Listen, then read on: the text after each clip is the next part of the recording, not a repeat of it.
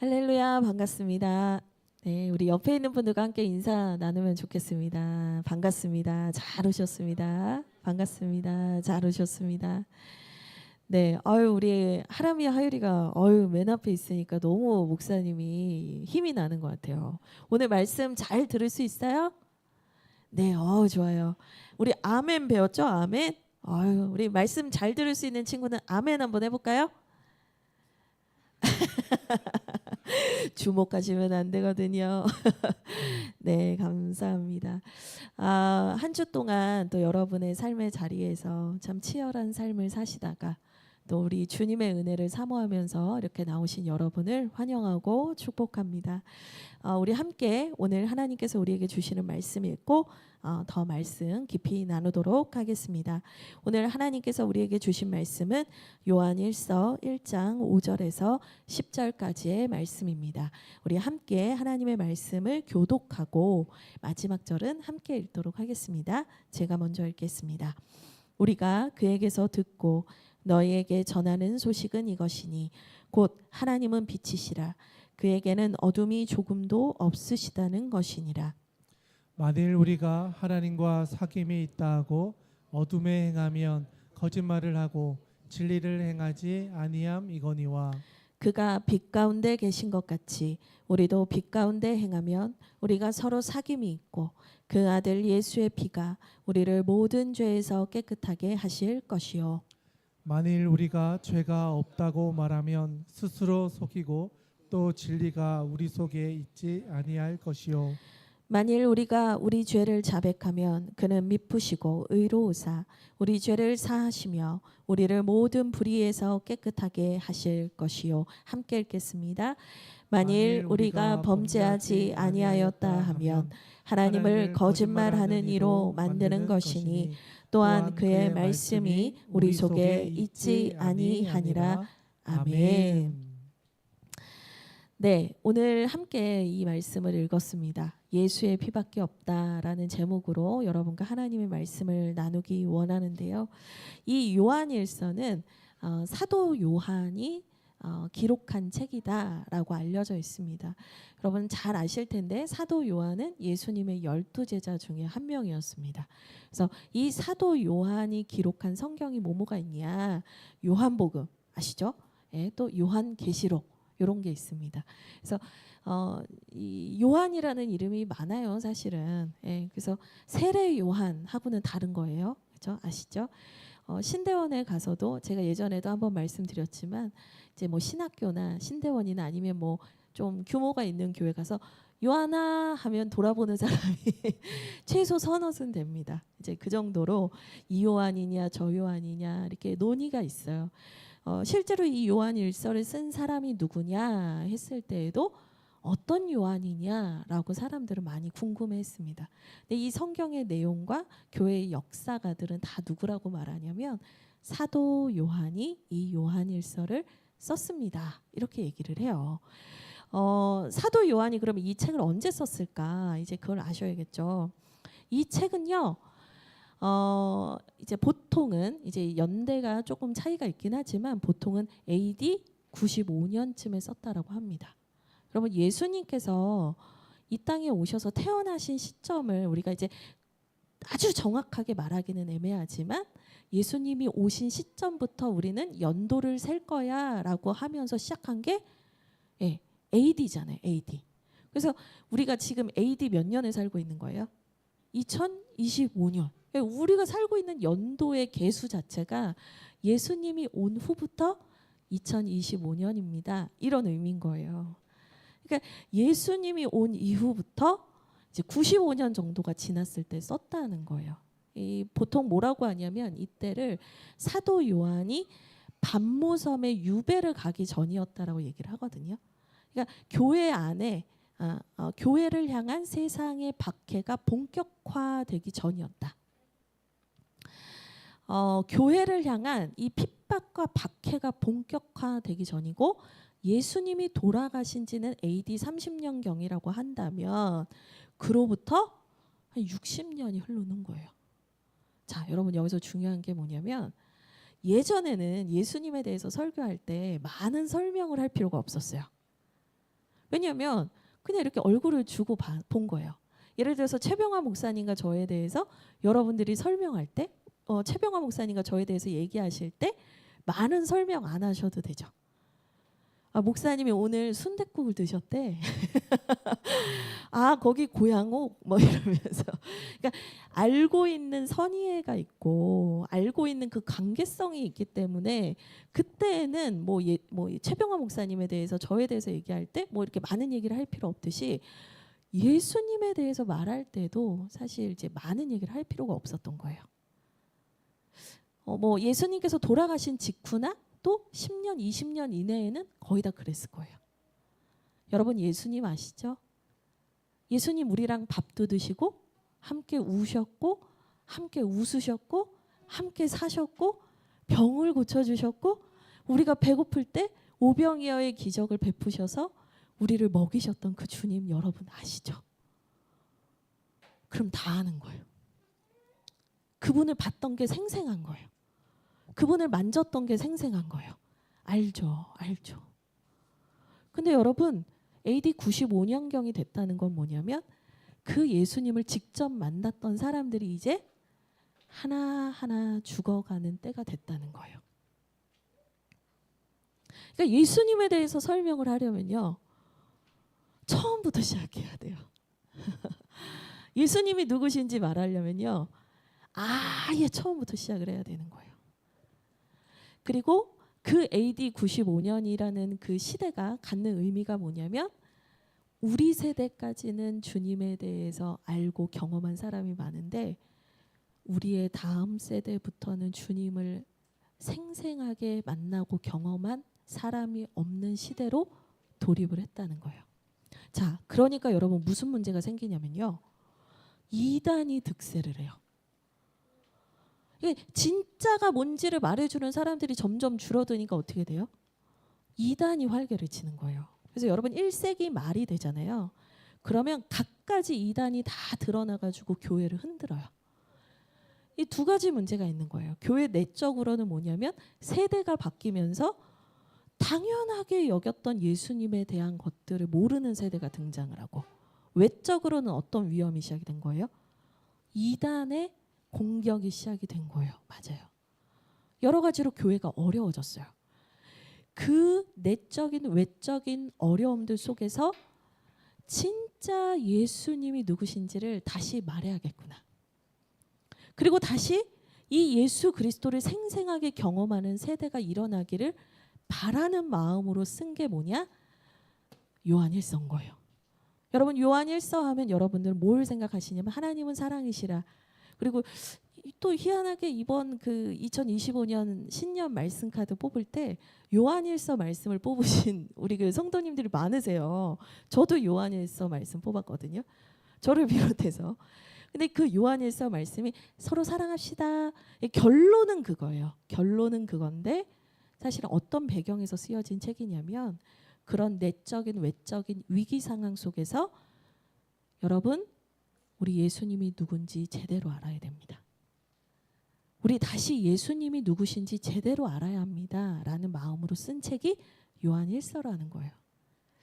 여러분 사순절도 그렇죠. 예수님이 누구신지를 다시 기억하기 위해서 우리가 집중해서 그 예수님이 누구신지를 묵상하는 절기가 사순절이잖아요.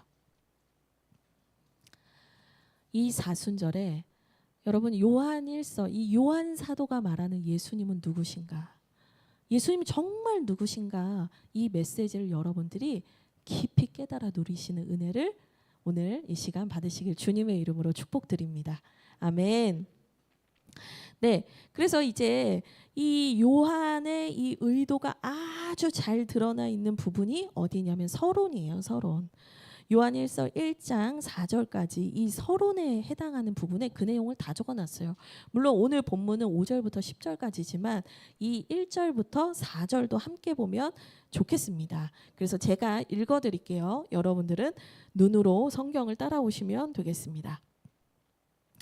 태초부터 있는 생명의 말씀에 관하여는 우리가 들은 바요, 눈으로 본 바요, 자세히 보고 우리의 손으로 만진 바라.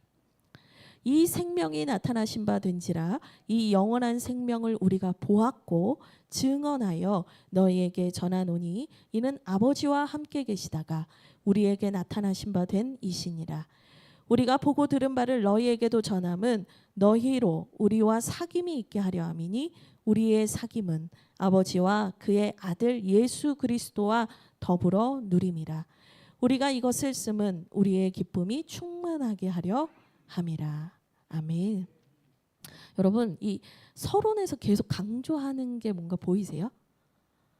1절부터 계속 반복해서 말하는 거 보이세요? 1절 한번 보세요. 우리가 들은 바다, 본 바다, 우리가 만졌다. 그러니까 예수님을 우리는 직접 보고 만졌던 사람들입니다. 우리가 그 분에 대해서 좀 전해주고 싶습니다. 2절 보세요. 우리가 보았고 증언하고 너희에게 전하는 분은 이 예수님이십니다. 지금 계속해서 뭘 말하는 거예요? 당신들은 예수님을 경험해 보지 못했고 직접 보지 못했고 알지 못한 세대지만 우리는 그분을 만났었습니다.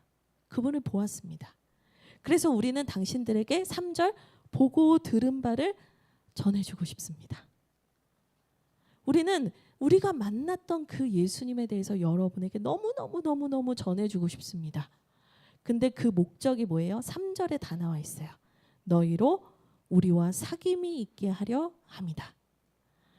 우리의 사귐은 아버지와 그의 아들 예수 그리스도와 더불어 누림이라. 쉽게 말하면 뭐냐면요. 내가 맺고 있는 예수님과의 진짜 관계 속으로 여러분도 초대하고 싶다는 거예요. 여러분이 그냥 누군가에게 전해 들어서 알고 있는 예수님이 아니라 이제는 만질 수 없고 볼 수 없고 이제는 함께 할 수 없다 해도 여전히 살아계시고 우리와 함께 하시는 그 예수 그리스도와의 살아있는 관계로 여러분을 초대하기를 원한다는 거예요. 여러분, 예전처럼 예수님이 여기서 앞에서 거니시고 이렇게 마이크를 들고 예수님께서 오늘 이 앞에서 설교를 하신다면 여러분 얼마나 가슴 벅차고 놀랍겠어요. 만약에 예수님이 그렇게 와서 말씀하시고 설교하신다면 여러분 예수님 못 믿어요 이런 얘기 못 하실 거라고요.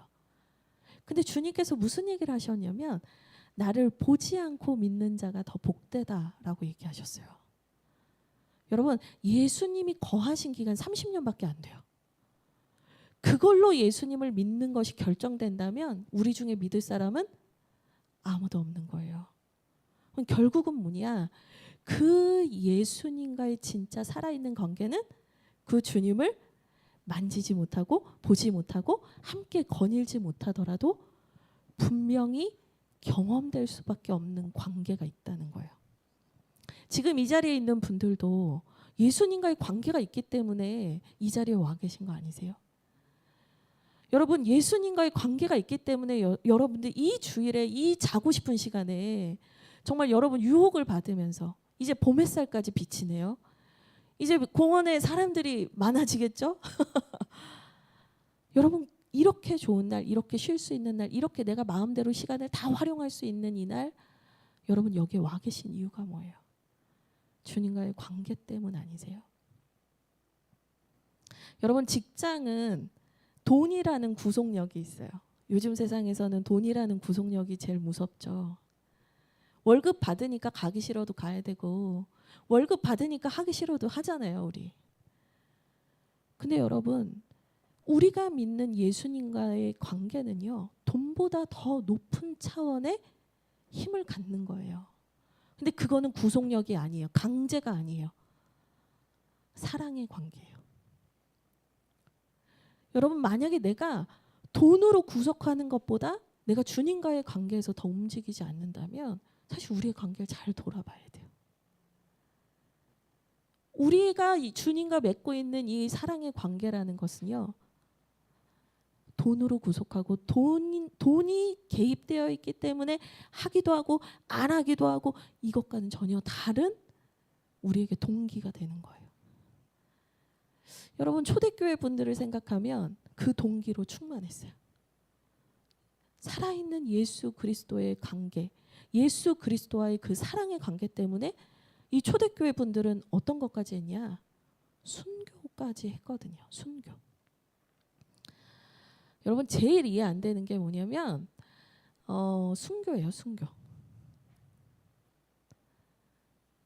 내가 가지고 있는 것 중에 가장 귀한 게 생명이거든요. 여러분 만약에 우리 요셉이한테 내가 10억을 줄게 네 생명이랑 바꿀래라고 하면 바꾸시겠어요? 그럼 좀 더 올려볼까요? 100억을 주겠다. 바꾸시겠어요? 네, 못 바꿔요.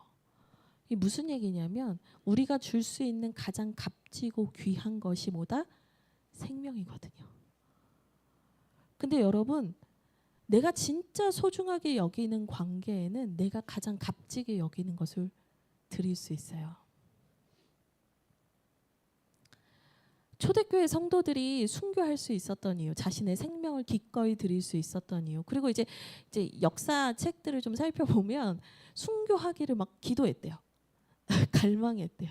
최고의 영광이라고 여겨서 서로 순교하겠다고 막 하던 시대가 있었더랍니다. 예. 1세기 교회 이야기를 보면 그런 이야기들이 나오거든요. 근데 그분들이 왜 그랬냐? 예수 그리스도와의 그 깊은 관계가, 그 살아있는 관계가 그들을 이끄는 보이지 않는 힘이었다는 거예요. 그게 진짜 기독교라는 거예요. 그래서 제임스 패커라는 어떤 분은 무슨 얘기를 했냐면 하나님을 아는 지식이라는 책에서 이 책은 여러분 나중에 기회가 되시면 한번 꼭 읽어보십시오. 고전 중에 고전입니다. 이 하나님을 아는 지식이라는 책에서 무슨 얘기를 했냐면 기독교는 종교 중에 하나가 아니다. 예수 그리스도와의 관계다. 이렇게 표현을 했어요.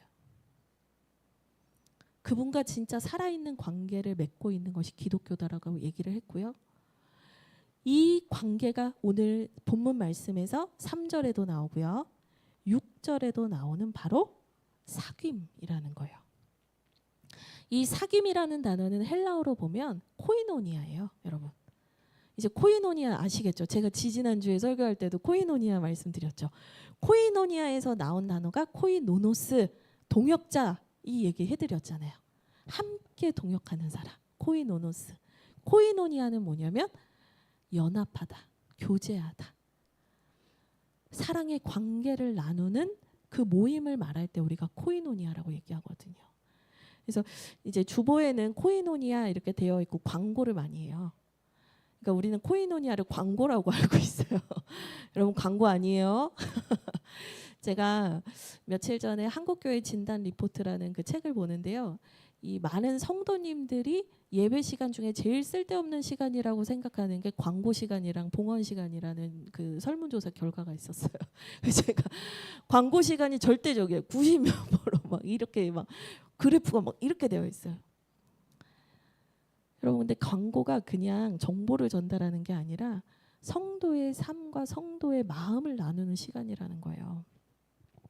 여튼 코이노니아, 살아있는 예수 그리스도와의 관계, 그리고 그 관계가 하나님과 우리만의 관계가 아니라 우리와 내 옆에 있는 지체와의 모든 관계를 말해요. 그러니까 내가 정말 하나님과 살아있는 관계를 맺는다라는 건 뭐냐면요, 내 옆에 있는 지체와의 열린 관계를 맺고 있다는 말이기도 해요. 이 사도 요한은 이제 말하는 거예요. 나는 당신에게 그 관계로 초대하고 싶습니다. 점점 예수님을 아는 사람들이 사라지는 이 시대 속에서 저는 예수님이 진짜 누구신지 여러분에게 말하고 싶습니다. 그러면서 사도 요한이 예수님에 대해서 어떻게 말하냐면요. 저를 따라서 한번 말씀해 보겠습니다. 히타를 좀 꺼주시겠어요? 많이 이렇게 공기가 탁해지는 것 같아요. 예. 여러분이 잠들지 않도록. 네. 그래서 예수님에 대해서 전해주는데 그 예수님에 대해서 전해주는 핵심 내용이 뭐냐? 저를 따라서 한번 얘기해 볼게요. 예수님은 100% 인간이십니다. 100% 하나님이십니다. 예수님은 하나님이시면서 동시에 인간이라는 거예요. 50대 50 아니에요, 여러분. 100%의 인간이시고 100%의 하나님이시라는 거예요. 이거를 조금 어려운 말로 뭐라고 하냐면 예수님은 100% 인간이십니다. 이거를 예수님은 예수님의 인성이라고 얘기를 하고요. 예수님은 100% 하나님이십니다. 이 말을 뭐라고 하냐면 신성이라고요. 우리 문대희 성도님께서 알고 계셨어요. 놀라우십니다. 할렐루야. 정말 이렇게 호흡을 같이 해주시면 제가 막 힘이 나요. 설교할 때. 이렇게 뭔가 이렇게 하고 계시면 제가 전달이 되고 있는 건가? 고개를 끄덕끄덕 해주셔도 좋아요. 네, 우리 은비자매님 메모하는 거 좋아요. 예수님의 인성과 신성. 예수님은 사람이면서 하나님이셨습니다. 여러분 이 얘기를 하는 게 진짜 중요해요. 특별히 이 강조를 얼마나 하고 싶었는지요. 요한 1서 1장부터 2장 2절까지는 그 예수님에 대한 인성과 신성을 나타내는 표현이 계속 나와요. 여러분 한번 보시겠어요? 1절 한번 보시겠어요? 태초부터 있는 생명의 말씀에 관하여. 이 생명의 말씀이 누구냐면 예수님을 말하는 거예요. 예수님이 하나님이시라는 얘기를 하는 거예요. 그분이 태초부터 계셨던 하나님이라는 얘기를 하는 거예요. 또 2절 보세요. 이 생명, 그러니까 예수님을 생명이라고 표현하고 있어요. 이 영원한 생명, 이것도 예수님을 표현하는 말이에요. 그리고 2절의 끝부분 보세요. 아버지와 함께 계셨다, 함께 계셨던 분이다. 그러니까 그분은 하나님이다. 그 얘기 계속하는 거예요. 3절 그의 아들이시다. 예수님은 그의 아들이시고 그리스도시다. 예수님이 계속 하나님이다라는 얘기를 하고 있어요. 5절 보세요. 하나님은 빛이시다. 6절 하나님과 사귐이 있다 할 때 이 하나님이 예수님 말하는 거거든요. 6절 끝에 진리, 이것도 예수님을 의미해요. 여러분 로고스 아시죠? 예수님을 말하는 거예요. 말씀이신 예수님. 그리고 7절 보세요. 그 아들 예수. 하나님의 아들이신 예수님, 하나님과 동등하신 분이었다 얘기하고 있는 거예요. 10절의 말씀, 이거 로고스거든요. 헬라어 원문 보면 예수님은 말씀이시다. 태초부터 계셨던 하나님이시다. 지금 그 얘기 계속하고 있는 거예요. 여러분 지금 이게 제가 세봤거든요. 9번이에요. 1장 내내 예수님은 하나님이십니다라는 표현을 말씀이십니다, 생명이십니다 이런 단어들을 써가면서 계속해서 얘기를 하고 있다는 거예요. 또 2절 보세요. 그분은 대언자시다. 중보자시라는 거예요. 그분은 하나님과 우리 사이에 가운데 계셔서 하나님과 우리 관계에서 우리를 위해서 중보하시는 분이라는 거예요. 2절 끝에 보세요. 2절 처음에 보세요. 그는 또 화목제물입니다. 그분은 우리를 위해서 친히 피 흘리시고 죽으신 분입니다. 여러분 이 2장에 있는 대언자가 되어주셨고 화목제물이 되어주셨다라는 말은 뭐냐면요. 그분이 철저한 인간이셨다라는 걸 얘기해요. 여러분 하나님은 영이시니 예배하는 자는 영과 진리로 예배할지니라 라고 말씀했거든요. 하나님은 누구시라고요? 영이시래요. 그러면 영이신 하나님이 죽을 수 있어요? 여러분 잘 지금 집중하셔야 돼요. 되게 중요한 얘기를 하는 거예요. 하나님은 영이시다. 하나님이 영이시면 죽을 수 있어요? 없어요. 죽는 건 몸을 가진 인간뿐이에요. 그러면 하나님이 죽으셔야겠어요. 영이신 하나님이, 불변하시는 하나님이, 영원한 생명 자체이신 그분이 죽으셔야겠어요. 그러니까 그분이 뭐가 되신 거예요? 인간이 됐다는 거예요. 그분이 인간이 되셔서 인간의 몸을 입고 이 땅에 오셨다는 거예요. 그걸 성육신이라고 해요. 하나님이신 그분이 죽기 위해서 인간이 되신 거예요. 호령을 하고 높은 자리에 가기 위해서 인간이 되신 게 아니고요. 죽기 위해서 인간이 되셨대요. 왜요? 왜 그분이 죽으셔야 하냐? 그분의 사랑하는 백성들의 죄 때문인 거예요. 이 죄의 문제의 결과는 뭐냐면요. 사망이에요. 로마서 6장 23절에 말해요. 죄의 삭은 사망이에요. 죄의 결과는 죽을 수밖에 없어요. 그 짐은 우리 모두가 져야 되는 거거든요. 근데 영원한 생명이시고 태초부터 계셨던 그 하나님이신 100% 하나님이신 완전한 하나님이신 그분이 왜 완전한 인간이 되셨냐면 우리의 죄를 대신하여 죽기 위하여 인간이 되셨다는 거예요. 여러분, 예수님을 제대로 아셔야 돼요. 그분은 우리를 위해 죽기 위해 인간이 되셨어요. 근데 죽은 것에서 끝나셨나요? 아니죠. 3일 만에 부활하셨어요. 여러분, 부활하셨다라는 것은 뭐냐면 그분에게 죄가 없으셨기 때문에 하나님께서 그를 살리셨다는 거예요. 여러분 보세요. 우리의 죄를 대신하여 그분이 죽으셨지만 그분 자체는 죄가 없으셨기 때문에 하나님이 그를 살리셨다는 거예요. 여러분, 죄가 없는 인간이 있습니까? 없어요. 그럼 그분이 우리를 위해 죽으셨지만 죄가 없는 인간이셨다라는 얘기는 뭐냐면 그분은 하나님이셨다는 거예요. 여러분, 예수님의 죽으심과 부활이 뭘 말하는 거냐면 그분이 죽으셨다. 그분은 인간이셨다. 그분이 부활하셨다. 그분은 하나님이셨다라는 얘기를 하는 거예요. 이게 복음이에요.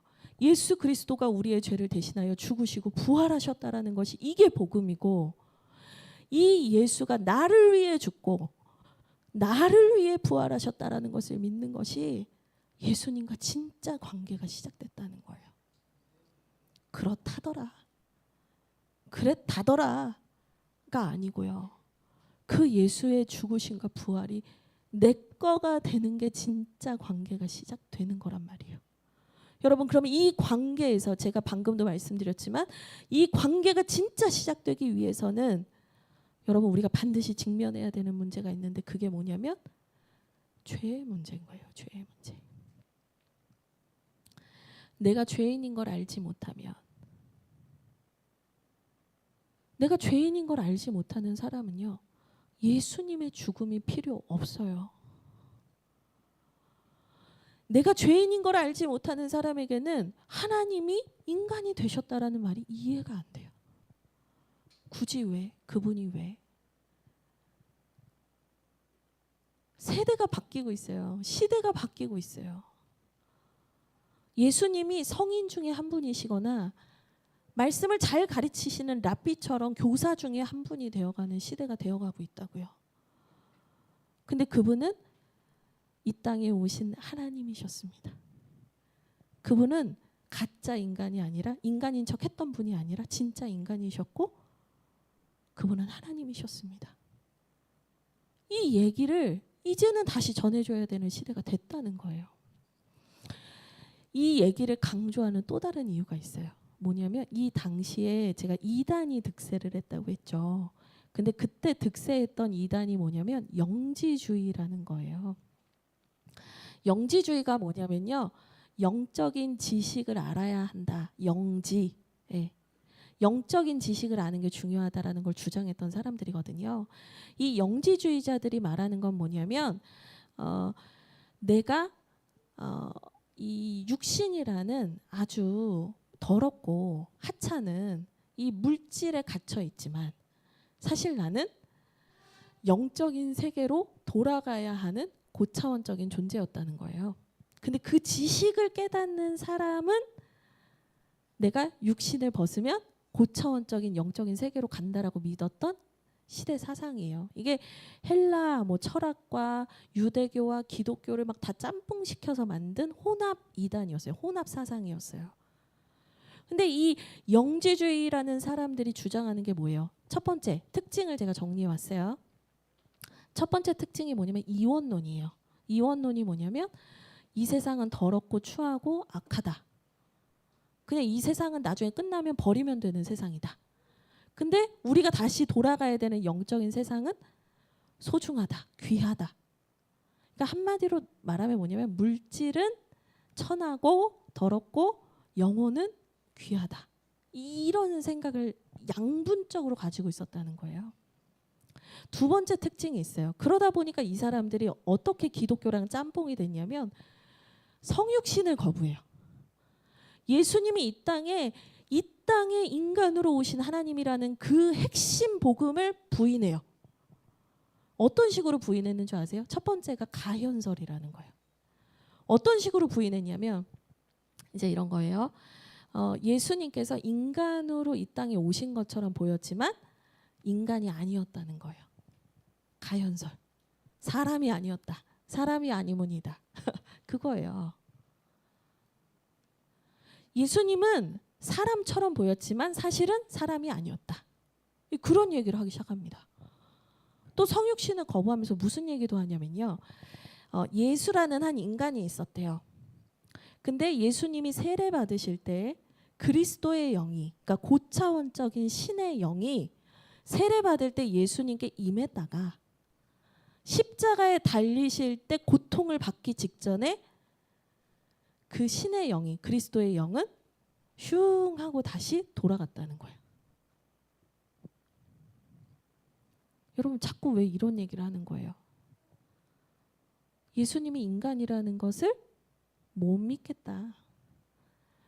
그리고 그 하나님이시라는 분이 도대체 왜 이 하찮은 인간, 더러운 인간들을 위해서 그 모진 십자가의 고통을 받으셨다라고 말하는 거냐?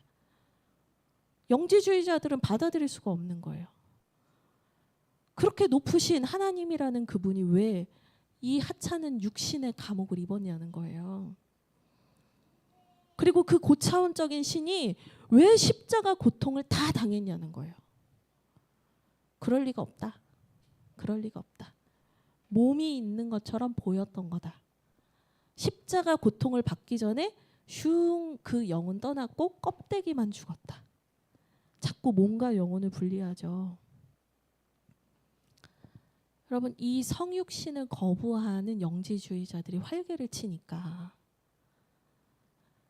주님을 원래 잘 경험해 보지 못했던 세대들은 어떻겠어요? 그럴싸한 거예요. 여러분 만약에 주님께서 하나님이면 하나님, 인간이면 인간인 모습으로 둘 중에 하나만 선택해서 오셨다면 우리는 예수님을 더 믿기 쉬웠을 수도 있어요. 근데요 주님께서 분명히 말씀하셨거든요. 하나님이신 그분이 인간이 되어 오셨다. 인간의 생각으로는 이해가 안 돼요. 이건 하나님의 신비예요. 그런데 하나님께서 우리에게 그것이 걸림돌이 될 것을 아셨어요. 거치는 것이 될 줄 알았어요. 유대인들은 표적을 구하고 헬라인들은 지혜를 구하는데 이 십자가 복음이 사람들에게 말도 안 되는 얘기라고 여겨질 것을 주님이 아셨단 말이에요. 그런데도 불구하고 그 하나님이 인간이 되어서 오셨다. 그분은 예수 그리스도시다. 이 얘기를 계속하는 이유는 뭐냐? 그게 진짜 복음이기 때문에 그래요. 그분이 인간이시고 그분이 100% 하나님이 아니시면요. 우리는요. 죄의 문제를 해결받을 수도 없고 우리는 그 죄의 문제를 이기고 부활의 영광으로 들어갈 수도 없어요. 주님이 먼저 그 길을 가셨기 때문에 그분이 이루신 그 길을 우리에게도 약속하신다라는 거예요. 영지주의의 세 번째 특징이 있어요. 자, 보세요. 세계관이 뭐예요? 물질은 악하고 영혼은 귀하다라는 이 세계관을 가지고 있어요. 그러니까 그게 신앙에 어떻게 영향을 미쳐요? 성육신은 인정할 수 없다는 거예요. 이 둘 중에 하나로 나눠야지 이게 어떻게 같이 가냐. 말도 안 된다. 성육신을 거부했어요. 성육신을 거부하니까요. 이게 삶으로 이런 영향을 미쳐요. 금욕주의와 쾌락주의로 빠지는 거예요. 금욕주의는 뭐냐면 고차원적인 것을 더 추구해야 된다는 극으로 가는 거예요. 쾌락주의는 뭐냐면요. 물질은 어차피 천하고 나중에 우리가 죽을 때 벗어버리면 그만이기 때문에 괜찮다. 막 살아라. 이 얘기예요. 노세 젊어서 놀아. 괜찮다. 우리는 즐겁게 우리의 몸을 즐겨도 된다. 왜냐하면 이것은 나중에 버려지는 거니까. 여러분 여기에서 여러분 꼭 기억하셔야 되는 게 있어요. 보통 성도님들께서 신학에 대해서는 목사님들만 아셔야 되는 거라고 생각하실 때가 있어요. 그렇지 않아요. 여러분 바른 신학이요. 바른 신앙을 만드는 거고요. 바른 신앙이 바른 삶으로 연결이 되는 거예요. 내가 어떤 세계관을 가지고 있느냐가 결국엔 나의 신앙에 영향을 미치고요. 그 신앙이 내 삶에도 영향을 미쳐요. 지금 사도 요한이 살았던 시대에는요, 엄청난 도전이 밀려오고 있는 거예요. 그냥 예수님을 좋은 선생님 정도로 생각해. 아니면 예수님을 그냥 고차원적인 신이었다라고만 생각해. 둘 중에 하나만 선택해. 이 요구 앞에 있는데 사도 바울이 끝까지 생명을 걸고 초대교회 이 많은 성도들이 순교를 하면서까지 붙들고 붙잡고 싶었던 게 뭐예요? 예수님은 인간이면서 하나님이셨다는 거예요.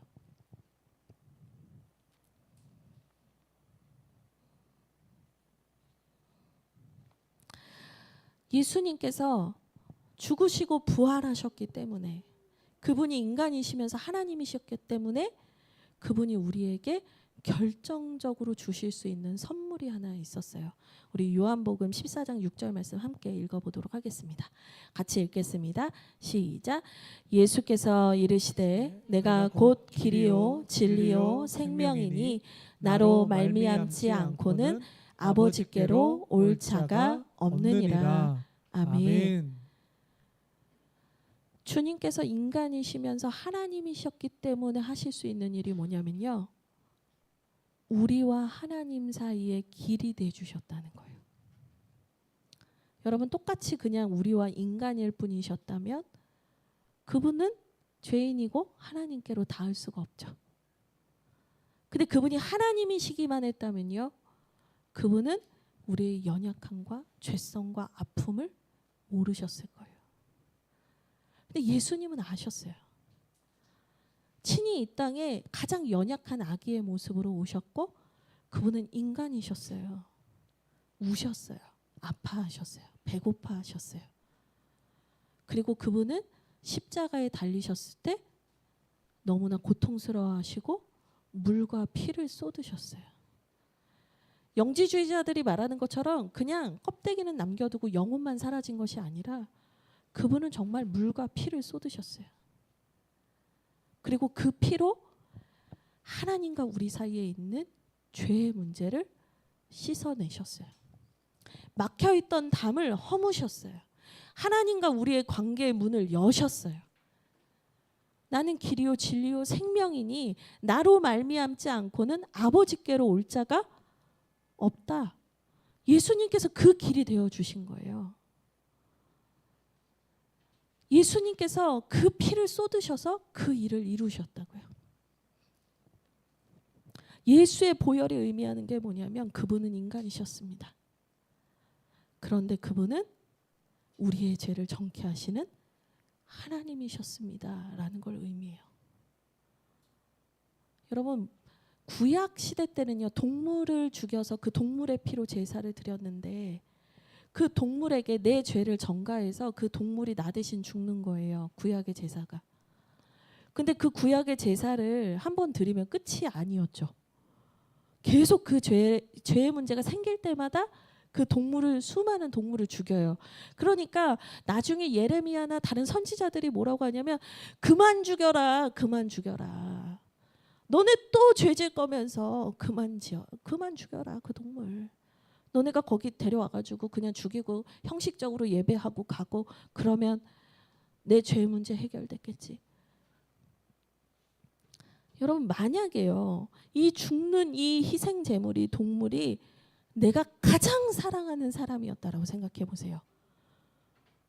여러분, 그 희생 제물을 10번이고 100번이고 죽이고 또 죽이고 또 죽이고 또 죽이는 것이 여러분 아무런 양심의 가책이 없으셨겠어요?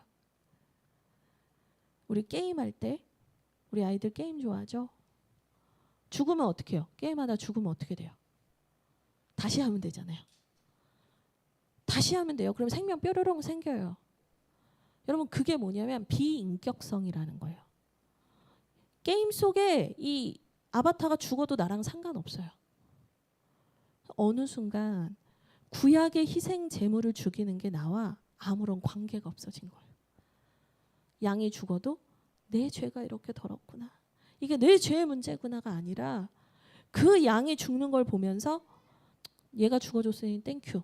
계속 이렇게 되니까 어떻게 돼요? 형식적인 예배만 남아서 선지자들이 그 이스라엘을 향해서 지탄하는 거예요. 근데요, 그 희생 제물의 죽음은요, 한 번밖에 효력이 없어요. 그 얘기는 뭐냐? 그 동물은 유한한 존재라는 얘기를 하는 거예요. 근데 예수님의 피는 뭐예요? 단번에 영원한 제사를 드렸다고 했어요. 예수님의 피, 예수님이 십자가에서 흘리신 피, 물과 피를 쏟으셨다는 건 예수님이 인간이시라는 얘기기도 하면서요.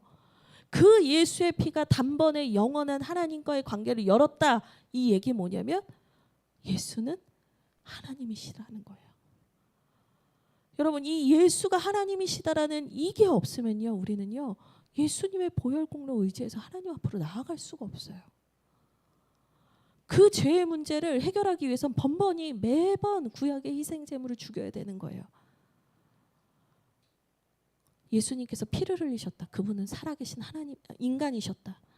그분의 피가 우리를 단번에 영원한 하나님과의 관계를 문을 여는 그 죄의 문제를 사해주는 귀한 보혈이 되셨다. 그분은 하나님이시다. 다 말해주는 게 그의 피예요. 그의 피. 그게 그의 보혈이에요. 그래서 이런 찬양이 있는 거예요.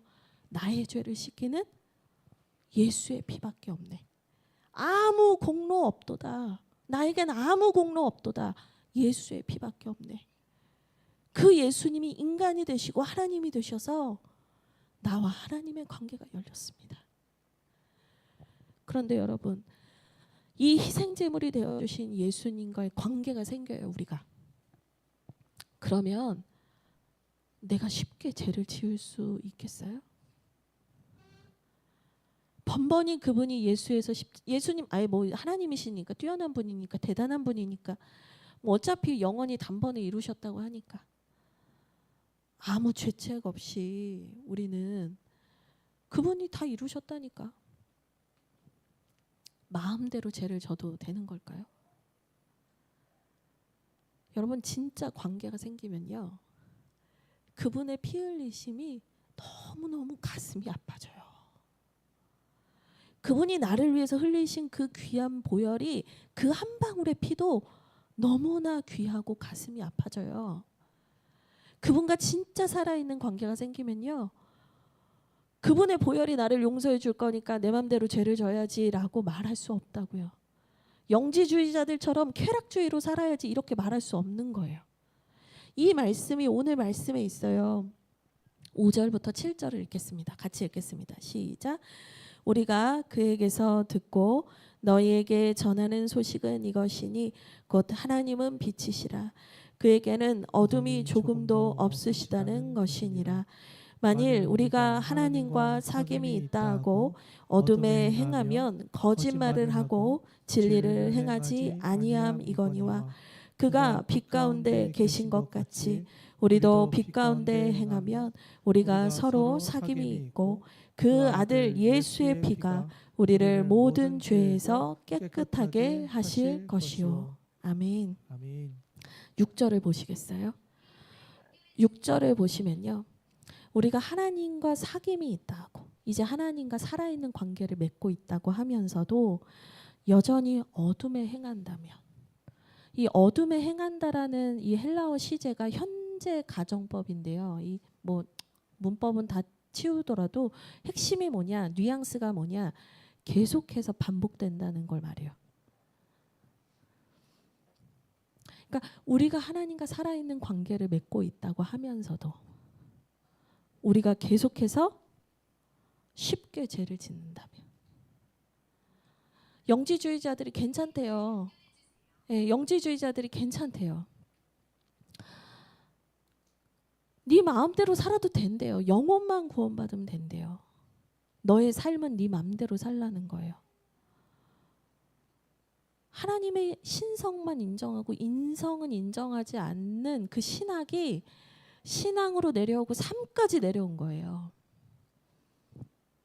근데 네가 그렇게 살아있는 하나님과의 관계가 있다라고 말은 하면서도 네가 계속해서 죄의 습관을 반복하고 있다면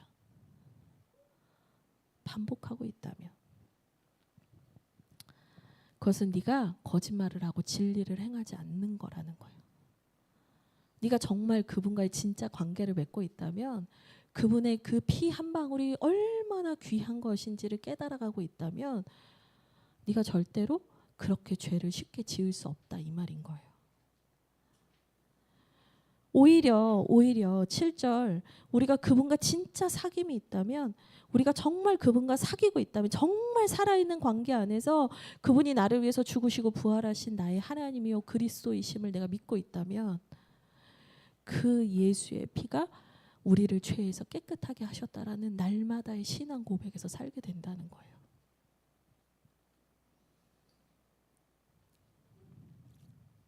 8절 또 10절도 읽어볼까요? 같이 읽겠습니다. 시작. 만일 우리가 죄가 없다고 말하면 스스로 속이고 또 진리가 우리 속에 있지 아니할 것이요. 만일 우리가 우리 죄를 자백하면 그는 미쁘시고 의로우사 우리 죄를 사하시며 우리를 모든 불의에서 깨끗하게 하실 것이요.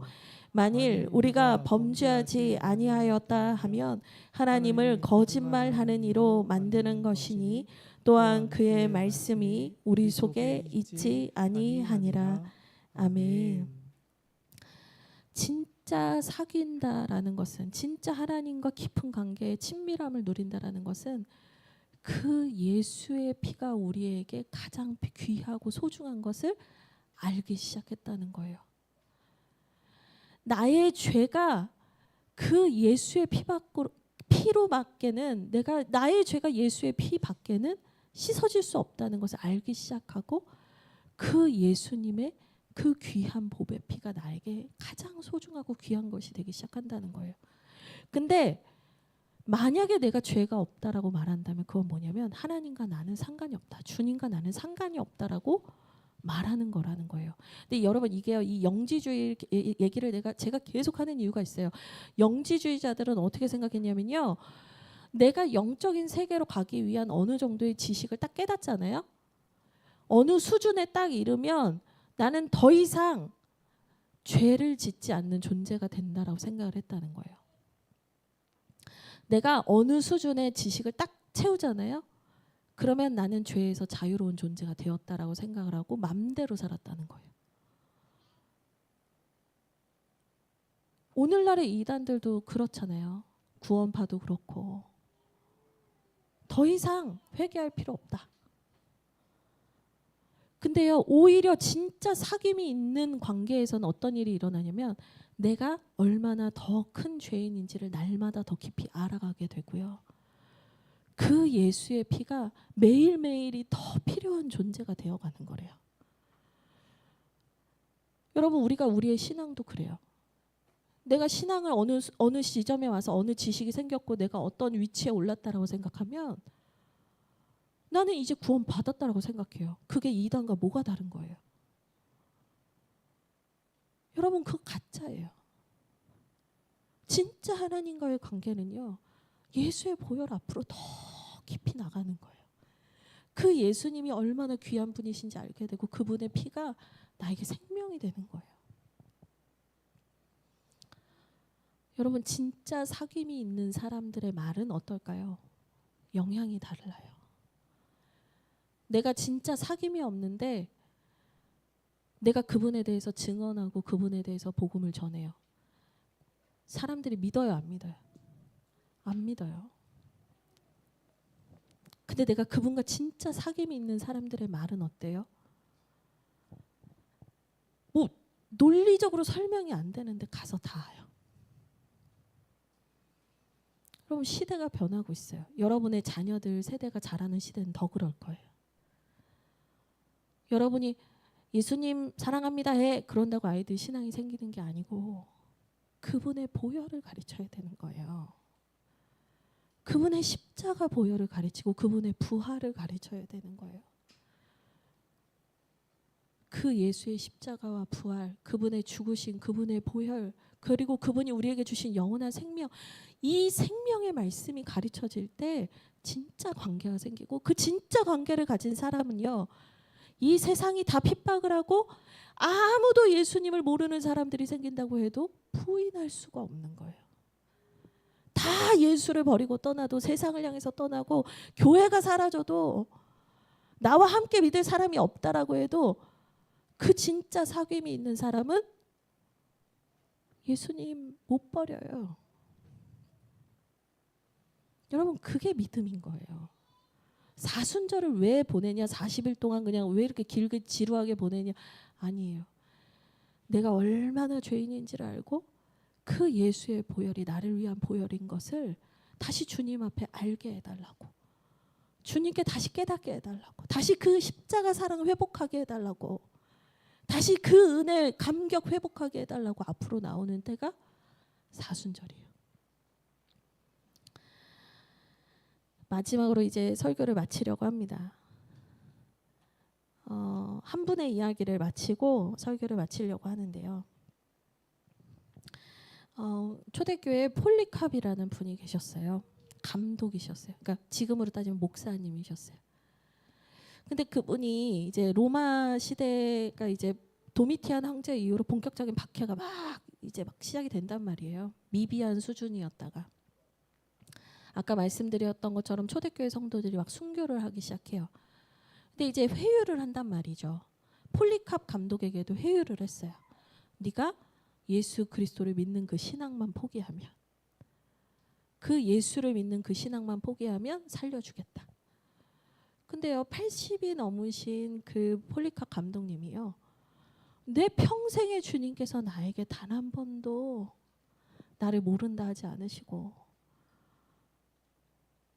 그분이 단 한 번도 나에게 신실하지 않으신 적이 없었는데, 그분이 진짜 살아계시고 나와 지금도 함께 하시는 분인데 제가 어떻게 그분을 부인할 수 있겠습니까? 살아있는 하나님과의 사귐이에요, 이게. 결국엔 그분이 순교를 하시죠. 목사님, 그거는 목사님이니까 가능한 거고 옛날이니까 가능한 거예요. 아니에요, 여러분. 여러분에게 진짜 사귐이, 진짜 관계가 열리는 순간, 그거는 누가 강요하지 않아도 여러분 안에서 터져나올 고백이에요. 예수를 알 때 제대로 하셔야 돼요. 정작 다음 세대 걱정이 아니라 우리가 그 관계를 잃어버렸다면 이제 진짜 주님과의 관계로 나오세요. 죄의 문제 들고 나오십시오. 예수의 피, 그 피로 저를 정케해 주십시오. 여러분, 은혜가 깊은 곳에, 죄가 깊은 곳에 은혜가 깊다는 말씀이 있습니다. 여러분, 여러분의 죄를 깊이 회개하시고 주님과의 살아있는 관계로 나오시기를 주님의 이름으로 축복드립니다. 우리 함께 기도하겠습니다. 한 번만 기도할게요. 오늘 말씀을 통해서 하나님께서 여러분에게 깨닫게 하신 그 말씀 하나 붙잡고 또 회개하는 마음으로 우리 마지막으로 한번 기도하겠습니다. 기도합니다. 하나님,